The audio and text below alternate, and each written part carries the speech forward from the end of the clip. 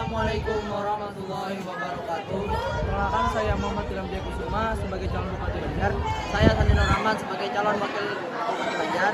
Misi kami mewujudkan kabupaten yang maju, mandiri, sejahtera, dan berdaya saing berbasis pada kearifan lokal dan pembangunan berkelanjutan.